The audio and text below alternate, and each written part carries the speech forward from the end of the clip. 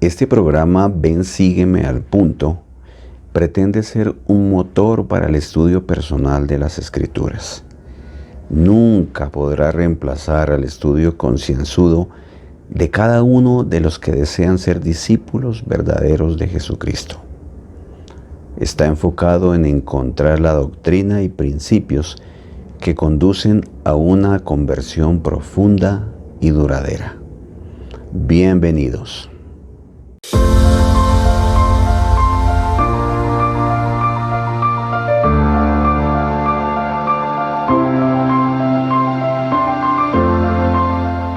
Muy bienvenidos, apreciados hermanos, a este Ven Sígueme al Punto como cada 8 días. En esta clase vamos a estudiar Mateo 6 y Mateo 7. Son los dos capítulos finales del Sermón del Monte que enseñó el Salvador, que se encuentra registrado aquí en las Escrituras. Vemos algo en Mateo y vemos algo en Lucas. Sabemos que este programa Ven Sígueme al Punto trata de ir a los puntos significativos o están extremadamente ligados al logro de nuestro cambio en la naturaleza, de nuestro renacimiento espiritual, el nacer de nuevo. Entonces, como el Ven Sígueme debe estudiarse en casa durante toda la semana, en este caso desde mañana hasta el domingo, ustedes y yo encontraremos una variedad de cosas en estas escrituras. Y aparte de eso, el manual nos va a dar algunas reseñas. Y sin embargo, a pesar del manual, de las reseñas y del estudio personal, siempre encontraremos cosas que nos impacten más de pronto y que sean de cierta importancia para nuestra vida práctica. Entonces, lo que traemos a esta clase de Ven Sígueme al Punto, se llama al punto porque tratamos de encontrar al punto de encontrar ideas, doctrina, principios relacionados directamente con nuestro nacer de nuevo. Esa es la idea de este programa. Esta lección empieza en el capítulo 6, que lo tengo aquí listico en el Nuevo Testamento. Y como el Sermón del Monte tiene tantas cosas, me gustaría hacer un repaso así breve de los puntos que no voy a tratar a fondo, pero que vale la pena tenerlos en cuenta. Sin embargo, hermanos, lo que encontramos aquí al principio, les voy a leer un poquito varias frases de diferentes párrafos, lo que el Señor tenía en mente enseñar para que nosotros pudiéramos librarnos de algo que nos puede dañar mucho. Miren, empezando en el capítulo 6, versículo 1, dice: mirad que no deis vuestra limosna delante de los hombres para ser vistos por ellos. De otra manera, no tendréis recompensa de vuestro Padre que está en los cielos. Cuando pues des limosna, no hagas tocar trompeta delante de ti como lo hacen los hipócritas en las sinagogas y en las calles para ser alabados por los hombres. De cierto os digo que ya tienen su recompensa. Y entonces él enseña cómo dar la limosna de manera correcta. Pero más adelante ustedes se encuentran leyendo aquí mismo en el versículo 10: y cuando ores, no seas como los hipócritas, porque a ellos les gusta el orar de pie en las sinagogas y en las esquinas de las calles para ser vistos por los hombres. De cierto os digo que ya tienen su recompensa. Entonces ya habló sobre la limosna y habló sobre la oración. Pero más adelante dice lo siguiente: y cuando ayunéis, el versículo 16, y cuando ayunéis, no pongáis un semblante como los hipócritas, porque ellos demudan sus rostros para mostrar a los hombres que ayunan. De cierto os digo que ya tienen su recompensa. Y más adelante, él vuelve a hacer otro comentario relativo a este tema de la hipocresía. Entonces el Salvador nos advierte de la hipocresía.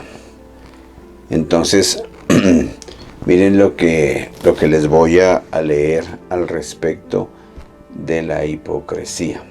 Es interesante notar la cantidad de veces durante su ministerio terrenal que el Señor condenó la hipocresía. Hablando de eso, el presidente J. Reuben Clark, hijo, dijo lo siguiente: guiándoos solamente por el Nuevo Testamento, obtendréis muy poco conocimiento de la clase de vida que llevaban los romanos en Palestina, la clase de vida que Cristo condenó. Y no obstante, como ya he dicho, me parece que el gran pecado que el Salvador condenó con igual intensidad y frecuencia que cualquier otro fue el de la hipocresía, el de llevar una vida doble, la que a veces hacemos que nuestros amigos y algunas veces nuestras esposas crean que llevamos, y la vida que en realidad llevamos. Eso es la hipocresía, que nosotros aparentamos ser algo que no somos. Y yendo un poco más allá del significado de las palabras, la palabra hipocresía proviene de un vocablo griego que designaba las máscaras que usaban los actores de teatro. El hipócrita es, por lo tanto, entre otras cosas, la persona que se enmascara, aparentando ser algo que en realidad no es, disimulando lo que verdaderamente siente y piensa.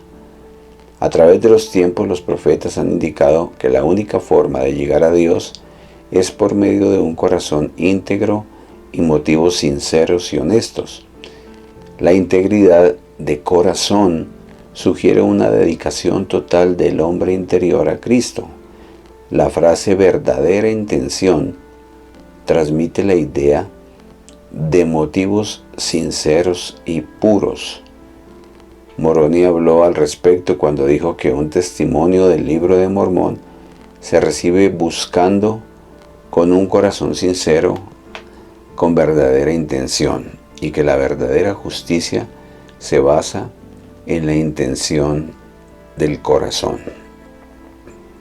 Bien, entonces lo que podemos aprender de esta lectura es que la clave de la hipocresía es no tener motivos puros, sí, motivos genuinos, o sea que hacemos las cosas por las razones equivocadas, y mientras hagamos las cosas por las razones equivocadas se considera hipocresía, porque no es algo que sale de nuestro corazón, ni es nuestro motivo genuino.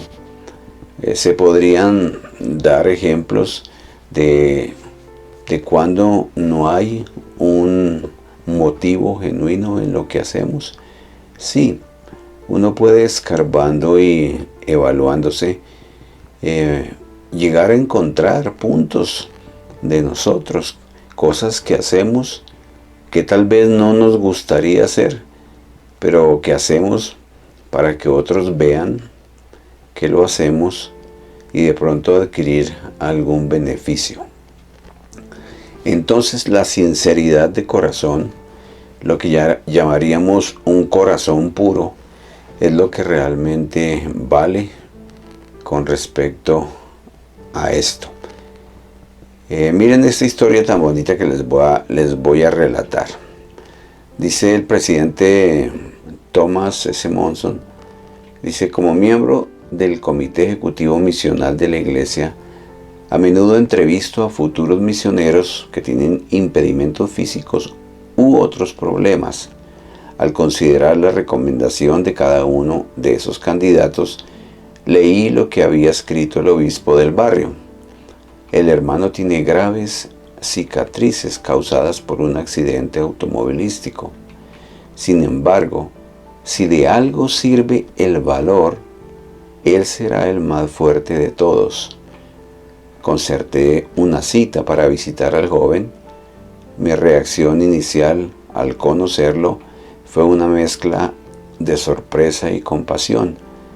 Su cara estaba muy cicatrizada. El hombre había quedado atrapado en un automóvil que se había incendiado. Le faltaban las cejas, las pestañas y la parte de la nariz y de la cara. Hijo, le respondí, si estuvieras en el campo misional, habría algunos que rechazarían tu mensaje y tú podrías sentir que te están rechazando a ti, lo cual podría ser muy doloroso. Hermano Monson, me contestó, me he acostumbrado a este problema y ya no me molesta. Deseo mucho servir al Señor y predicar el Evangelio. Por favor, deje que me llamen a ser misionero. El valor de su espíritu me atestiguó de su fe y recibió su llamamiento. Después de 2 años de actividad misional sobresaliente, su presidente escribió al darle un relevo honorable: el portador de esta carta ha servido en la misión por espacio de 2 años, ha sido uno de los mejores misioneros en nuestra misión durante todo el tiempo que ha estado aquí. Ha sido eficaz como dirigente, como misionero de proselitismo, como enlace entre la oficina de la misión y de varias estacas en que ha servido, y en todo aspecto su labor ha sido intachable.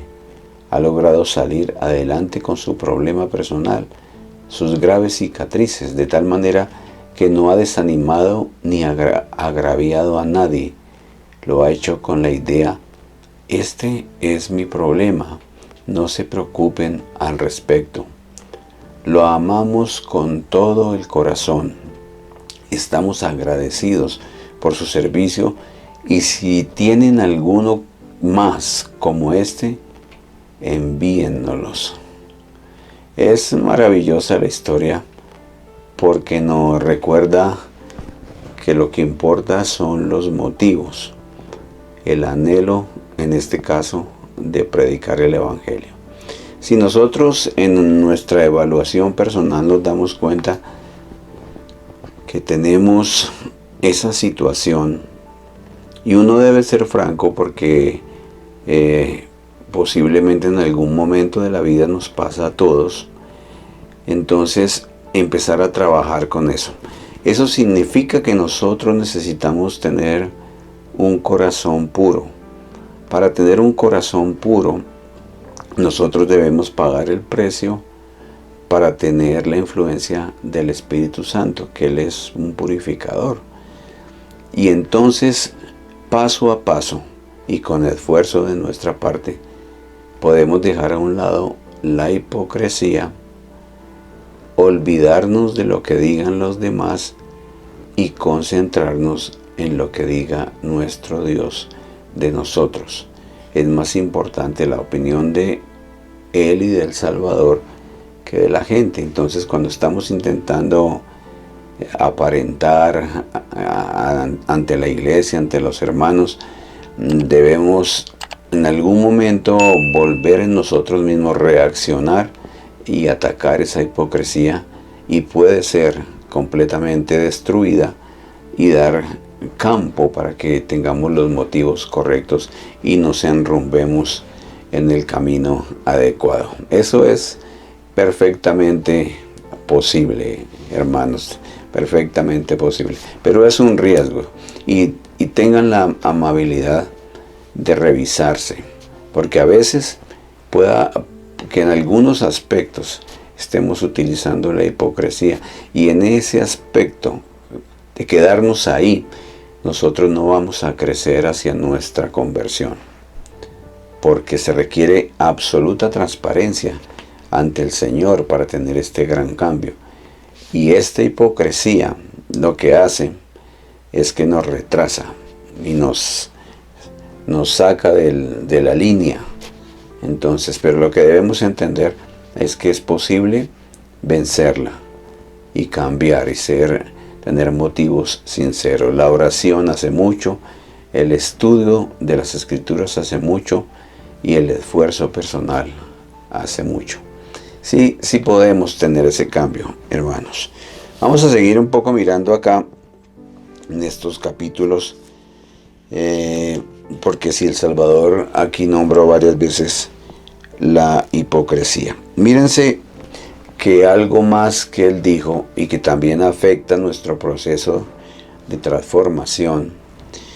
Él dijo: no os hagáis tesoros en la tierra, donde la polilla y el orín corrompen, y donde ladrones minan y hurtan, sino haceos tesoros en el cielo, donde ni la polilla ni el orín corrompen, y donde ladrones no minan ni hurtan, porque donde esté vuestro tesoro, allí estará también vuestro corazón.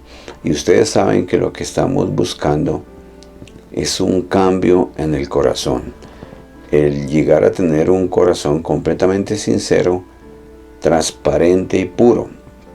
Entonces, los tesoros que debemos poner nuestra mira son los tesoros que tengan que ver con la eternidad. Dice aquí en algo que les voy a leer: los tesoros en el cielo son el carácter, las perfecciones y los atributos que los hombres adquieren mediante la obediencia a la ley. De este modo, los que obtienen tales atributos de santidad, tales como el conocimiento, fe, justicia, juicio, misericordia y verdad, encontrarán estos mismos atributos restaurados a ellos en la inmortalidad. Cualquier principio de inteligencia que logremos en esta vida se levantará con nosotros en la resurrección. El tesoro más grande que es posible heredar en el cielo consiste en obtener la continuación de la unidad familiar en el mayor grado de gloria que hay en el mundo celestial. ¿Se dan cuenta? Hay una cantidad de tesoros celestiales que están a nuestra disposición y que nuestro Padre Celestial ha preparado para nosotros, porque finalmente es su plan que sus hijos nos desarrollemos el potencial que tenemos y podamos acceder a todo lo que Él nos tiene preparados. Esos son los tesoros, y todo lo que bueno que llevemos de esta tierra después de salir de ella nos será muy, muy valioso. Miremos ahora estas palabras del presidente Thomas S. Monson relacionadas con este versículo que acabo de leer, y muy inspiradas para nosotros, que nos van a ayudar a tomar decisiones y a hacer prioridades, lo que es más importante en nuestra vida.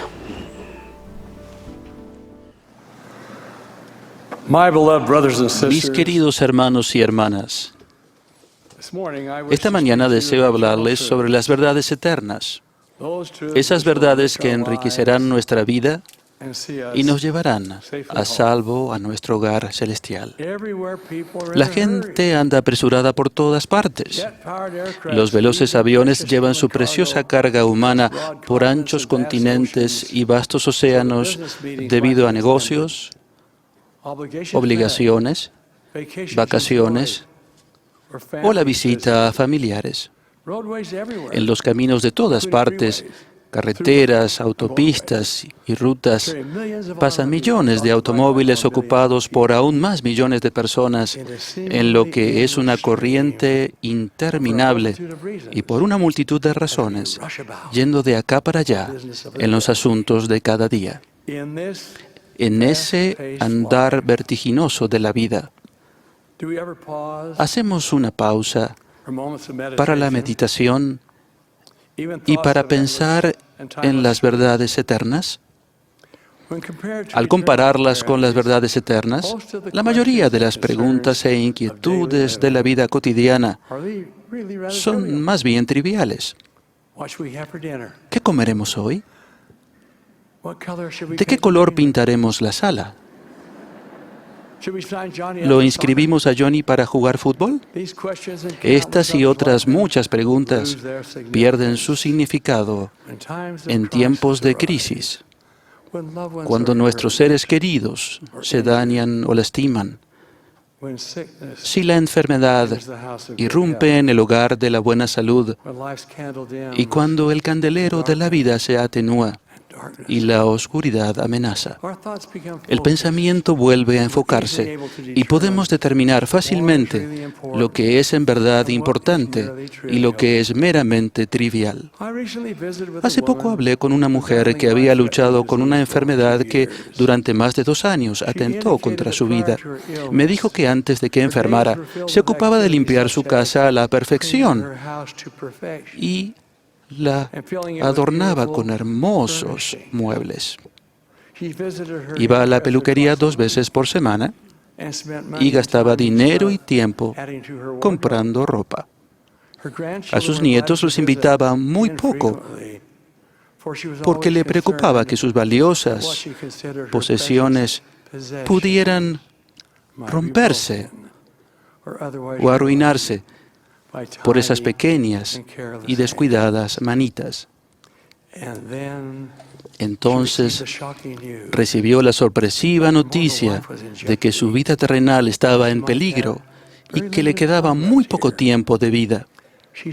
Dijo que cuando escuchó el diagnóstico del médico, supo de inmediato que pasaría el tiempo que le quedaba con la familia y los amigos, y con el Evangelio como la parte central de su vida, lo que representaba lo que era más valioso para ella.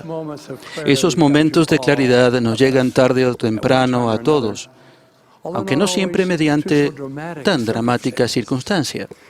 Así vimos claramente lo que en verdad importa en nuestra vida y cómo debemos vivir. Dijo el Salvador: no os hagáis tesoros en la tierra, donde la polilla y el orín corrompen y donde ladrones minan y hurtan, sino haceos tesoros en el cielo, donde ni la polilla ni el orín corrompen y donde ladrones no minan ni hurtan. Porque donde esté vuestro tesoro, allí estará también vuestro corazón. Bueno, aquí pasando al capítulo 7 de Mateo encontramos la parte de juzgar, que literalmente dice: no juzguéis para que no seáis juzgados, porque con el juicio con que juzguéis seréis juzgados, y con la medida con que medís se os volverá a medir. Habla del tema de juzgar a las personas principalmente. Yo creo que ese es uno de los pecados más generalizados entre nosotros. La crítica, la condenación a las personas por lo que hacen o por lo que dicen, parecen estar a la vuelta, no digo de la esquina, a la vuelta del salón de la capilla, y esto es un flagelo. Y pareciera que a veces nosotros lo tomamos como si esto fuera de bajo rango, de no muy poca importancia. Pero nos pica la lengua hacer comentarios negativos sobre nuestros hermanos porque vinieron vestidos de tal manera, o porque dijeron tal palabra, tal frase, o porque algo ocurrió en su vida familiar o en su vida personal. Pero tenemos gracias a la traducción del profeta José Smith, tenemos una corrección de esta escritura. Dice: el elemento de juzgar y discernir es parte necesaria de la vida. Nosotros constantemente estamos juzgando, porque es una parte cotidiana. Yo juzgo qué zapatos me voy a poner. Yo juzgo qué transporte voy a tomar. Entonces todo el tiempo estamos juzgando qué es lo que vamos a hacer. Eso es juzgar, ¿sí? Y entonces no se nos pide que no juzguemos, sino que no juzguemos injustamente. Dice: la revisión inspirada de la Biblia hecha por José Smith hace una aclaración en este sentido, y estas son las palabras que Jesús enseñó a sus discípulos y que ellos debían decir a la gente: no juzguéis injustamente, para que no seáis juzgados, mas juzgad con juicio recto. Ese es el asunto. Se nos pide juzgar con juicio recto, porque el juzgar sí está en nuestras manos, porque es un acto natural, como decíamos. No puede juzgar y decir: ese bus está como feo o está bonito. O sea, el tema de juzgar es dar una declaración de algo que uno juzga, que opina sobre eso. Entonces, el asunto riesgoso en estas enseñanzas del Salvador es juzgar injustamente. Ya cuando empezamos a hablar de las personas, empezamos a decir que hicieron esto y aún nos atrevemos a decir por qué lo hicieron, y finalmente condenamos a las personas. Entonces, esto es importante que aprendamos a juzgar justamente. Pero ¿sabe qué pasa? Que es muy difícil por las siguientes razones. Algunas formas de juicio, sin embargo, deben ser realizadas solamente por el Señor. El presidente Nathan Eldon Tanner, que fue un apóstol, consejero en la primera presidencia hace unos años, usando el llamamiento de David como un ejemplo, dijo: por lo tanto, la razón por la que no podemos juzgar es obvia. No podemos ver lo que se encuentra en el corazón. No conocemos los motivos, pese a que se los achacamos a cada acción que vemos. Quizás sean puros, mientras nuestros pensamientos que son impropios. No es posible juzgar a otro justamente a menos que conozcamos sus deseos, su fe, sus metas. La gente no se encuentra en la misma situación a causa del ambiente diferente, o tienen oportunidades injustas, muchas otras circunstancias. Unos quizás empiecen desde arriba y otros desde abajo, encontrándose a medida de que van en direcciones opuestas. Alguien ha dicho que lo que cuenta no es donde uno esté, sino la dirección en la que vaya, ni lo cerca que esté del fracaso o del éxito, sino el rumbo que esté llevando. Con todas nuestras flaquezas y debilidades, ¿cómo nos atrevemos a adjudicarnos el puesto de jueces? A lo más, el hombre puede juzgar solamente lo que ve, no puede juzgar el corazón o la intención, ni siquiera empezar a juzgar el potencial de su prójimo. Cuando tratamos de juzgar a la gente, cosa que no debemos hacer, tenemos una gran tendencia a buscar y sentirnos orgullosos de encontrar debilidades y faltas, tales como la improbidad, la inmoralidad y la intriga. Como resultado, vemos el aspecto malo de aquellos a quienes estamos juzgando. Y eso es cierto. Si ustedes se han dado cuenta, Cuando uno entra en el ámbito de juzgar a las personas porque sucedió hoy algo en la iglesia o sucedió algo en la calle, nosotros normalmente por nuestra naturaleza caída nos vamos a buscar defectos y errores.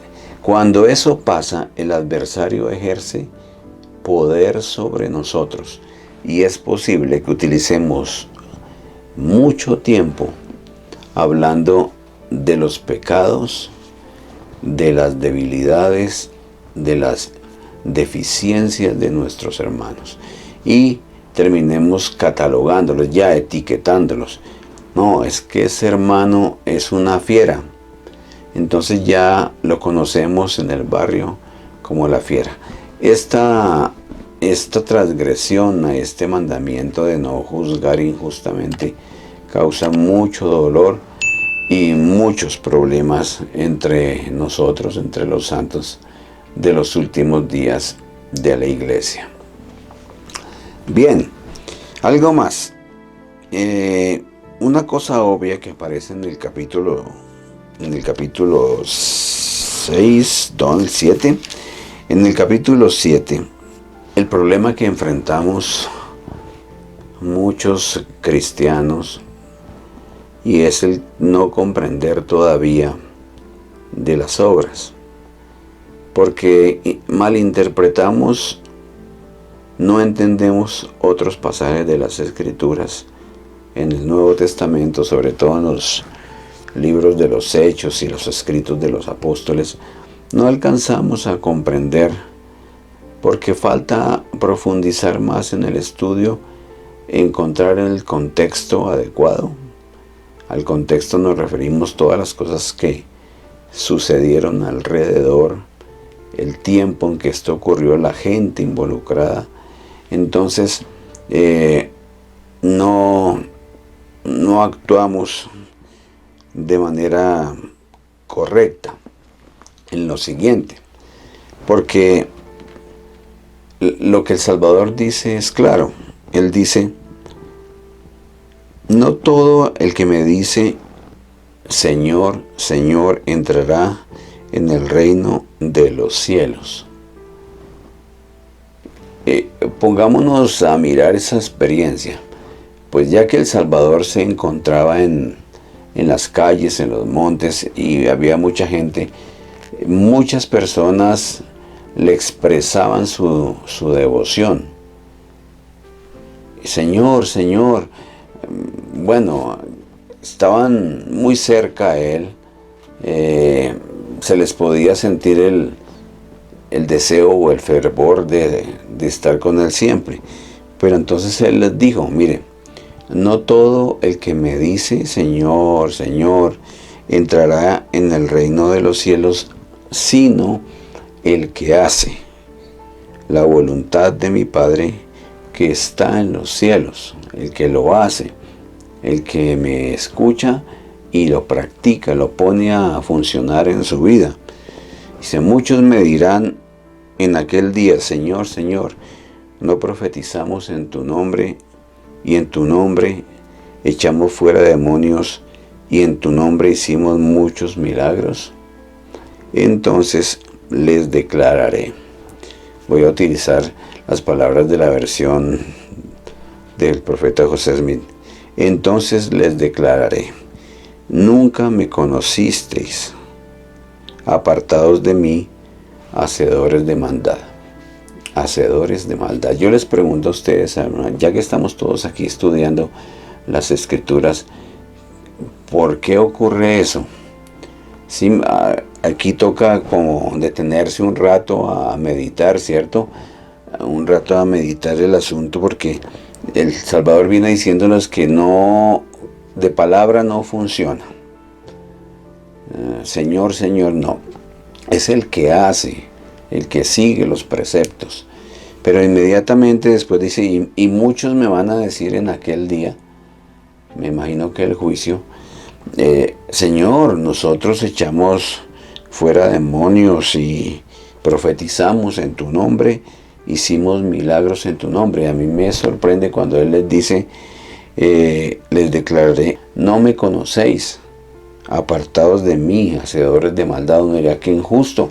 Y si estos hombres estuvieron haciendo milagros y obras buenas, el Salvador los va a negar, que ustedes no me conocen. Hay algo más ahí, ¿no?, que hay que desenmarañar. Tenemos que atrevernos a desenmarañar las Escrituras. ¿Qué pudieron hacer ellos mal? Parece ser que ellos intentaban hacer cosas milagrosas sin ser un reflejo de obediencia a los preceptos del Salvador. Y puede haber algo mucho más de fondo ahí que necesitamos ver. Pero lo que sí aprendemos es que el Salvador quiere personas que hagan lo que Él dice, y que esa expresión verbal de Señor, Señor, no es valedera para Él. Esto es importante que muchas personas lo entiendan de alguna manera, que no es solamente ese fervor de voz, ¿sí? Fervor de voz, pero no estar dispuesto a seguirle. Entonces, el Salvador sigue diciendo lo siguiente: a cualquiera pues que me oye estas palabras, todo el sermón del monte y todo lo demás que enseñó, me oye estas palabras y las hace, le compararé a un hombre prudente que edificó su casa sobre la roca. Y descendió la lluvia, y vinieron ríos, y soplaron vientos, y azotaron aquella casa, pero no cayó, porque estaba fundada sobre la roca. Y a cualquiera que me oye estas palabras y no las hace, le compararé a un hombre insensato que edificó su casa sobre la arena. Y descendió la lluvia, y vinieron ríos, y soplaron vientos, y dieron con ímpetu contra aquella casa, y cayó, y fue grande su ruina. Entonces el Señor compara a los obedientes y a los desobedientes. Él dice que los obedientes, a Él los compara a alguien que edificó su casa sobre la roca, previendo las mareas, los ríos, las tormentas, la edificó sobre la roca.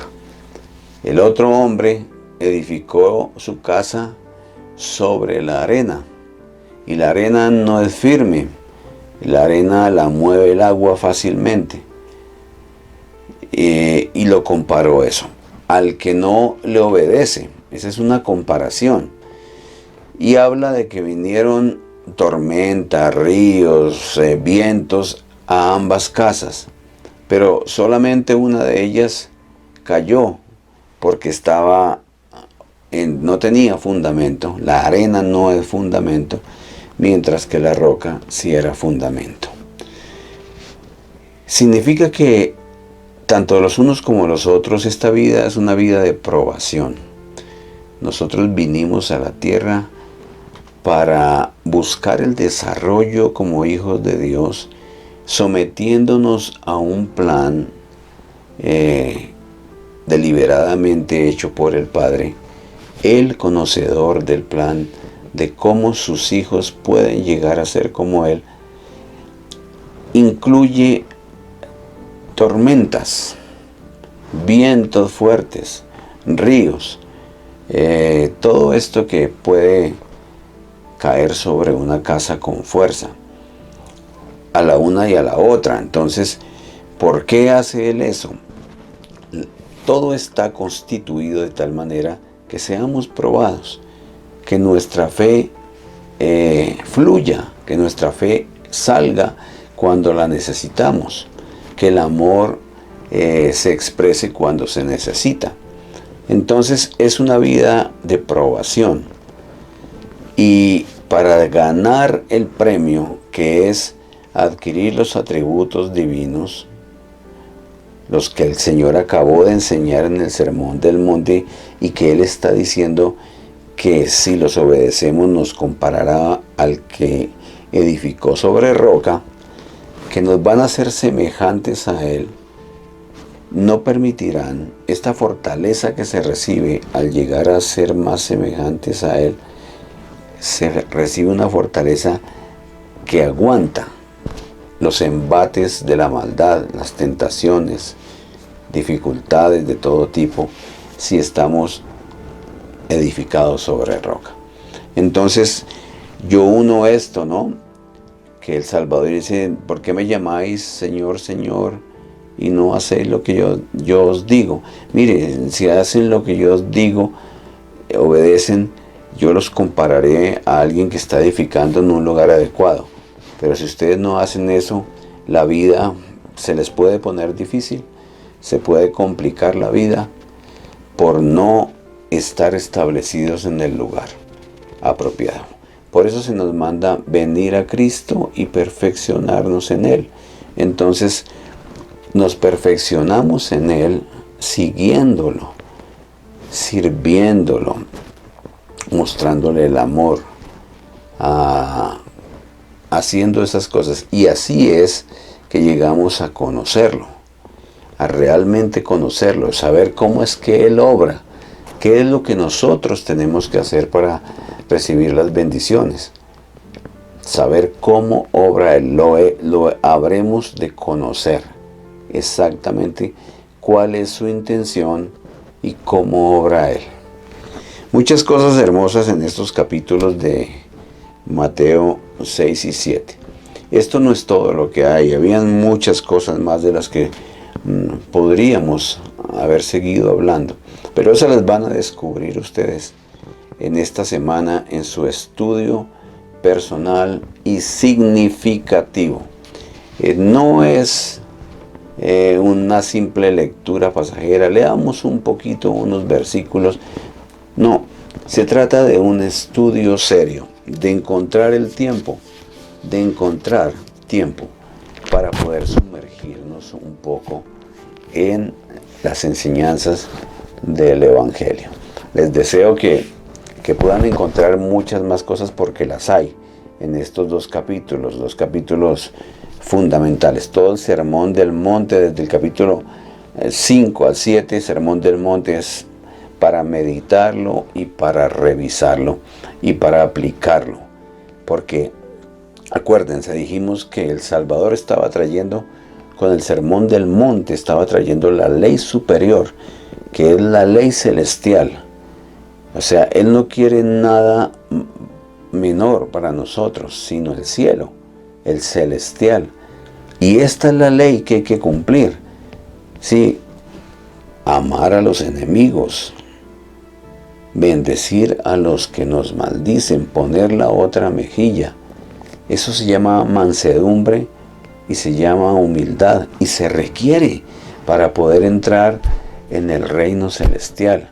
El ayuno bien hecho, la oración bien hecha, el servicio de ayudar a otros, pero bien hecho, no por que nos vean, sino del corazón.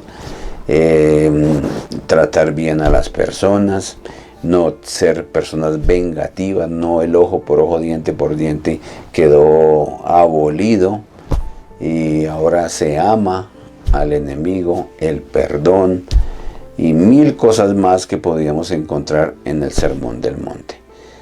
Apreciados amigos, hermanos, les deseo que podamos seguir como un equipo de personas que quieren nacer de nuevo, que quieren profundizar su conversión. Cuando pensamos en profundizar la conversión, que fue los términos utilizados por los líderes de la iglesia, nos imaginamos esas minas que hay entre la tierra, que los hombres van cavando y van cavando buscando el tesoro. Esos socavones tienen niveles, ellos los tienen marcados, el nivel tal, nivel otro. La conversión es así, la profundizamos por niveles y tenemos que llegar pronto al nivel donde estemos llenos de amor.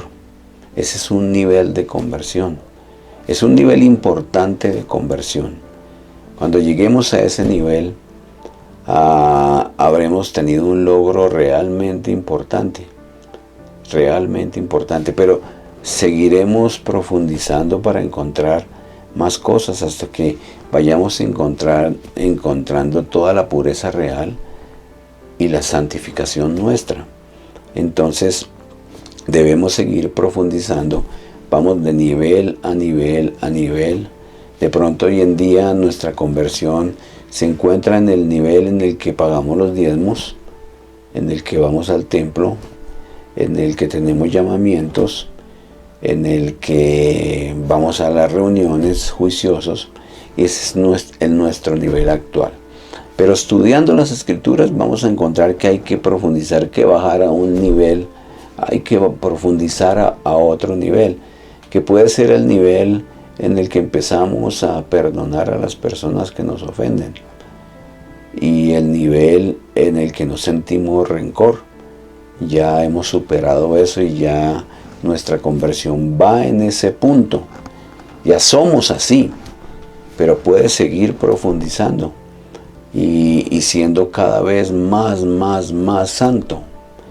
Entonces, que podamos lograrlo como equipo, como amigos, nos ayudemos y que podamos finalmente vencer, y cuando tengamos que pasar el velo vayamos en las mejores condiciones que podamos pasar el velo, que este es otro concepto realmente importante.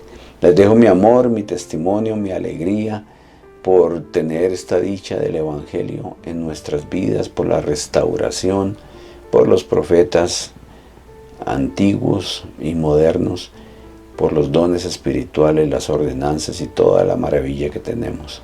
Y les comparto y les expreso que yo tengo un testimonio personal de eso, de estas cosas, y también una creencia absoluta en el logro de todo lo que nuestro Padre nos proponga. Es mi sentir en el nombre de Jesucristo. Amén.